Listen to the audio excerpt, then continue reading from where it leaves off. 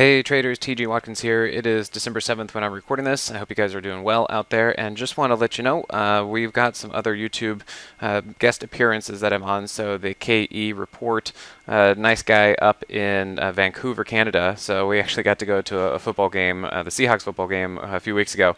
But yeah, we had a great time out there with him, and so every 3 weeks or so I'm on his show, and now he's starting to put him on YouTube. So if you guys want to check him out, he's at the KE report, and yeah, you can just search me under here, and we talk about some stuff. So one of them we talk about gold, oil, Bitcoin, and so I figured, well, let's talk about oil, because I did make a video newsletter last week talking about oil, XOP specifically, and saying, there might be something here, but we're looking for a trigger.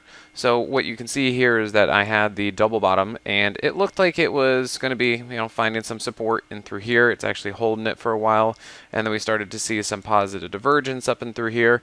But then I want to show you guys what actually happened. So this is really important because, remember I made the video saying, hey, I'm seeing something. Now we have to actually see if it's going to follow through, can happen.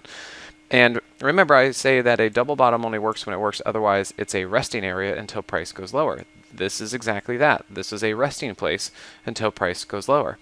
And even though we had the Moxie price trigger here, what we needed to see price actually engage with and move up with the hourly 50. So the exact moment that this should have worked, it didn't, and that is your signal. So right here you can see we had price move up and then come back down into the hourly 50. And I think this was on a Friday, so I didn't really want to do anything on a Friday, but on Monday, if this was going to work, it should have at least been up like that. But instead, it got sliced down like that, and then once it broke that hourly 50, you can see that then broke this overall level, and it's just been down since then.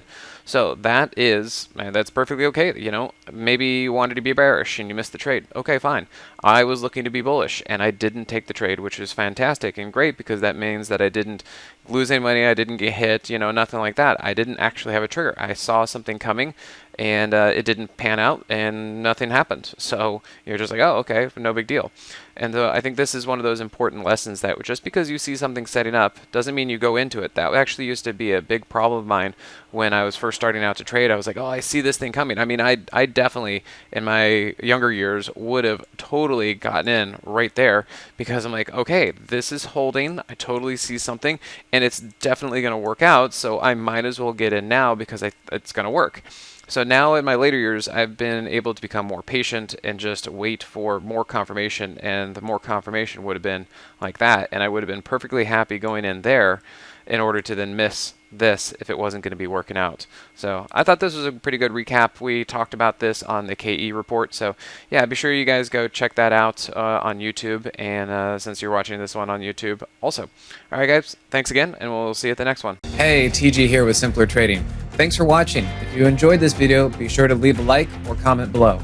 Also, make sure to subscribe and click that notification bell so you can stay up to date with my market analysis. Or you can join my free newsletter with the link in the description. Good trading, and I'll see you at the next video.